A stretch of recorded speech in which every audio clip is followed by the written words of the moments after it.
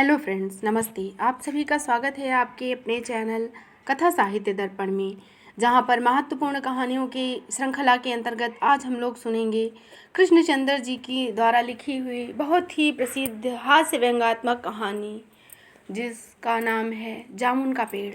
जामुन का पेड़ एक ऐसी कहानी है जो कि वर्तमान लाल फीताशाही को दर्शाती हुई और सरकारी कार्यप्रणाली को दर्शाती है, जिसमें कि कार्य प्रणाली इस तरह की है कि एक जीवित व्यक्ति मृत्यु को प्राप्त हो जाता है और फाइलें इधर उधर चलती रहती हैं।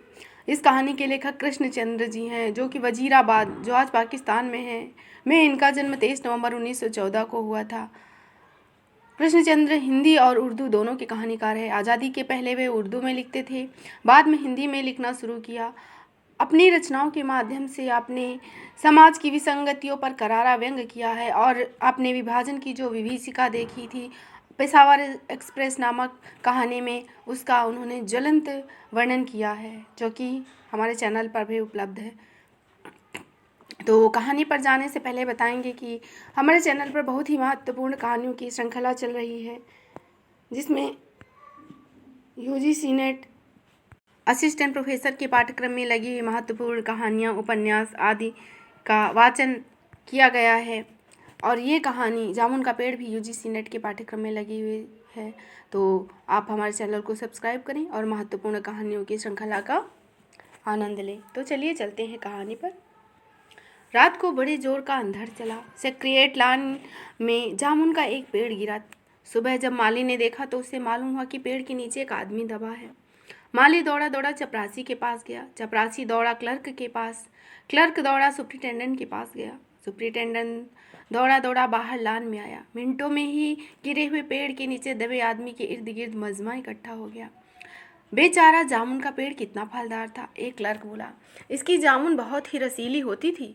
दूसरा क्लर्क बोला, मैं फलों के मौसम में झोली भर के ले जाता था। मेरे बच्चे इसकी जामुनें कितनी खुशी से खाते थे। तीसरा क्लर्क यह कहते हुए भर्राए हुए गले से बोला, मगर यह आदमी? माली ने पेड़ के नीचे दबे आदमी की तरफ इशारा किया। हाँ, ये आदमी? सुप्रिंटेंडेंट सोच में पड़ गया। पता नहीं जिंदा है कि मर गया। एक चपरासी ने पूछा। मर गया होगा, इतना भारी तना इसकी पीठ पर गिरे तो कैसे बचेगा? दूसरा चपरासी बोला, नहीं, मैं जिंदा हूँ। दबे हुए आदमी ने बामुश्किल कराहते हुए कहा। जिंदा है? एक क्लर्क ने हैरत से कहा।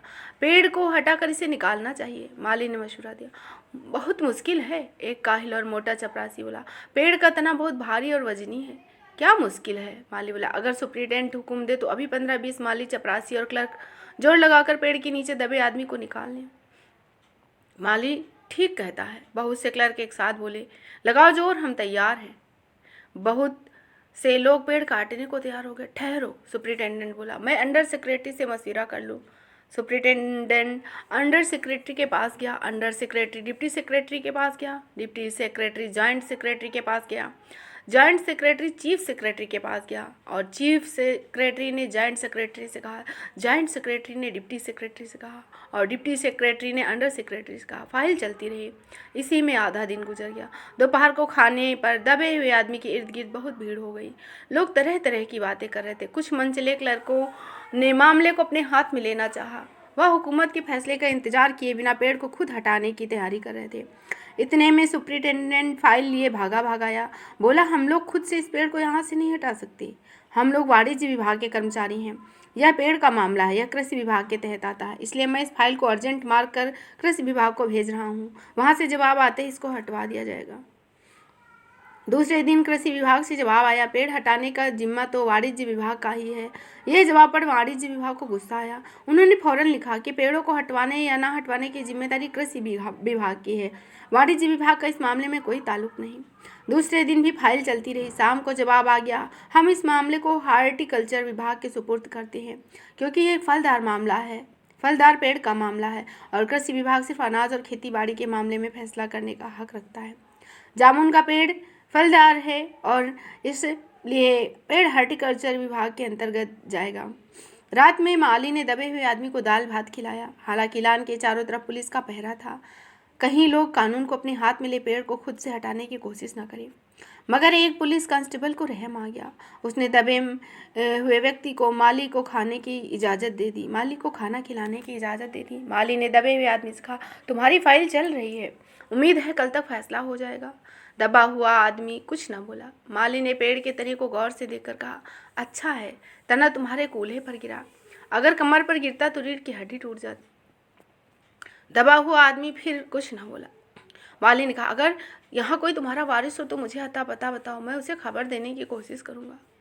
मैं लावारिस हूँ, दबे हुए आदमी ने बड़ी मुश्किल से कहा। माली अफसोस जाहिर करता हुआ वहाँ से हट गया। तीसरे दिन हार्टिकल्चर विभाग से जवाब आया।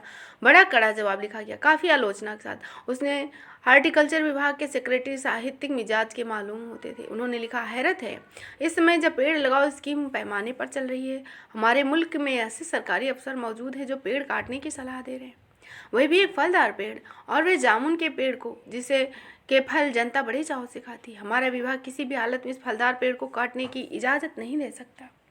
अब क्या किया जाए? एक मनचले ने कहा, अगर पेड़ नहीं काटा जा सकता तो इस आदमी को काट कर निकाल लिया जाए। यह देखिए, उस आदमी ने इशारे से बताया, अगर इस आदमी को बीच से यानी धड़ की जगह से काटा जाए तो आधा आदमी इधर से और आधा उधर से निकल आएगा और पेड़ भी बच जाएगा।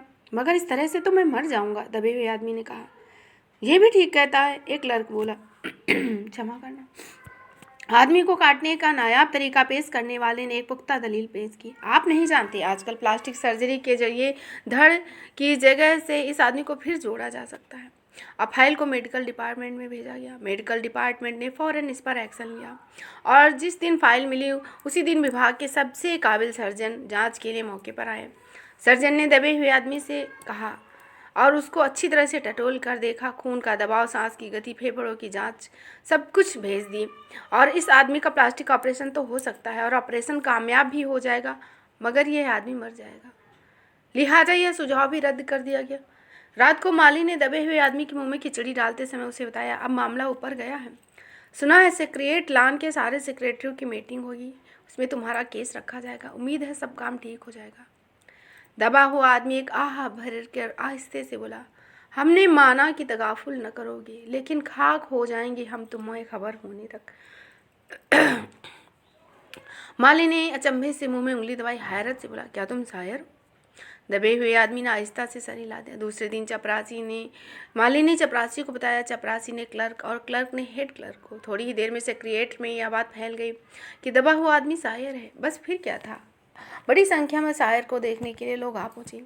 इसकी खबर शहर में फैल गई और शाम तक मोहल्ले मोहल्ले में से शायर जमा होने शुरू हो गए। सेक्रेटरीट का लान भांति भांति के शायरों से भर गया। सेक्रेटरीट के कई क्लर्क, अंडर सेक्रेटरी तथा जिन्हें अदब और शायर से लगाव था, रुक गए। कुछ शायर दबे हुए आदमी को अपनी गज़लें सुनाने लगे। कई क्लर्क अपनी गज़लों पर उसकी सलाह मशविरा मांगने लगे। मगर जब यह पता चला कि दबा हुआ आदमी शायर है तो सेक्रेटरीट की सब कमेटी ने फैसला किया, चूँकि दबा हुआ आदमी शायर है, लिहाजा ये फाइल का ताल्लुक न कृषि विभाग से है न हार्टिकल्चर विभाग से है, बल्कि सिर्फ संस्कृति विभाग से है। अब संस्कृति विभाग से गुजारिश की गई कि वह जल्द से जल्द इस मामले पर फैसला करे और इस बदनसीब शायर को पेड़ के नीचे से रिहाई दिलाए। फाइल संस्कृति विभाग के अलग अलग सेक्शन से होती हुई साहित्य अकादमी के सचिव तक पहुंची। बेचारा सचिव उस वक्त अपनी गाड़ी में सवार होकर सेक्रेटरीट पहुंचा और दबे हुए आदमी से इंटरव्यू लेने लगा। तुम शायर हो? उसने पूछा। जी हाँ, दबे हुए आदमी ने जवाब दिया। क्या तखल्लुस रखते हो? अवश्य अवश्य, सचिव जोर से चीखा। क्या तुम वही हो जिसका मजमुआ ए कलाम ए अक्स के फूल हाल ही में प्रकाशित हुआ है? दबे हुए शायर ने इस पर सिर हिलाया। क्या तुम हमारी अकादमी में मेंबर हो? सचिव ने पूछा। नहीं। हैरत है, सचिव जोर से चीखा। इतना बड़ा शायर, अवस के फूल का लेखक, और हमारी अकादमी का मेंबर नहीं? उफ, कैसी गलती हो गई हमसे। कितना बड़ा शायर कैसी गुमनामी के अंधेरे में दबा हुआ है। गुमनामी के अंधेरे में नहीं, बल्कि पेड़ के नीचे दबा हुआ। भगवान के लिए मुझे इस पेड़ के नीचे से निकालिए। अभी बंदोबस्त करता हूँ, सचिव फौरन बोला और फौरन जाकर उसने अपने विभाग में रिपोर्ट पेश की। दूसरे दिन सचिव भागा भागा शहर के पास आया और बोला, मुबारक हो, मिठाई खिलाओ, हमारी साहित्य सरकारी अकादमी ने तुम्हें साहित्य समिति का सदस्य चुन लिया। ये लो अपनी ऑर्डर कापी, मगर मुझे इस पेड़ के नीचे से तो निकालो, दबे हुए आदमी ने कराह कर कहा। उसकी सांस बड़ी मुश्किल से चल रही थी। उसकी आंखों से मालूम होता था कि वह बहुत कष्ट में है। हम ये नहीं कर सकते। सचिव ने कहा, हम जो कर सकते थे वो हमने किया, बल्कि हम तो यहाँ तक कर सकते हैं कि अगर तुम मर जाओ तो तुम्हारी बीवी को पेंशन दिला सकते हैं। अगर तुम आवेदन दो तो हम ये भी कर सकते हैं। अभी मैं जिंदा हूँ। रुक कर शायर बोला, मुझे जिंदा ही रखो। मुसीबत यह है कि सरकारी अकादमी का सचिव हाथ मलते हुए बोला, हमारा विभाग सिर्फ संस्कृत से ताल्लुक़ रखता है। आपके लिए हम वन विभाग को लिख दिए हैं, अर्जेंट। शाम को माली ने आकर दबे हुए आदमी को बताया कि कल वन विभाग के आदमी आकर इस पेड़ को काटेंगे और तुम्हारी जान बच जाएगी। माली बहुत खुश हुआ। हालांकि दबे हुए आदमी की सेहत जवाब दे रही थी, मगर वह किसी न किसी तरह अपने को जिंदा रखे हुए था। कल सुबह तक किसी न किसी तरह उसे जिंदा रहना है। दूसरे दिन जब वन विभाग के आदमी आरी कुल्हाड़ी लेकर पहुंचे तो उन्हें पेड़ काटने से रोक दिया गया। मालूम हुआ कि विदेश मंत्रालय से हुक्म आया है कि इस पेड़ को ना काटा जाए। वजह यह थी कि इस पेड़ को 10 साल पहले पिटोनिया के प्रधानमंत्री ने सेक्रेटरिएट लॉन में लगाया था। अब यह पेड़ अगर काटा गया तो इस बात का पूरा अंदेशा था कि पिटोनिया सरकार से हमारे संबंध बिगड़ जाएंगे। मगर एक आदमी की जान का सवाल है, एक क्लर्क गुस्से से चिल्लाया। दूसरी तरफ दो हुकूमतों के ताल्लुक का भी सवाल है। दूसरे क्लर्क ने पहले क्लर्क को समझा, और यह भी समझ लो कि पिटोनिया सरकार हमारी सरकार को कितनी मदद देती है। क्या हम इनकी दोस्ती की खातिर एक आदमी की ज़िंदगी भी नहीं कुर्बान कर सकते? शायर को मर जाना चाहिए। बिल्कुल। अंडर सेक्रेटरी ने सुप्रिंटेंडेंट को बताया, आज सुबह प्रधानमंत्री दौरे से वापस आ गए हैं। आज 4 बजे विदेश मंत्रालय इस पेड़ की फाइल उनके पास पेश करेगा। वे जो फैसला देंगे वो सबको मंजूर होगा।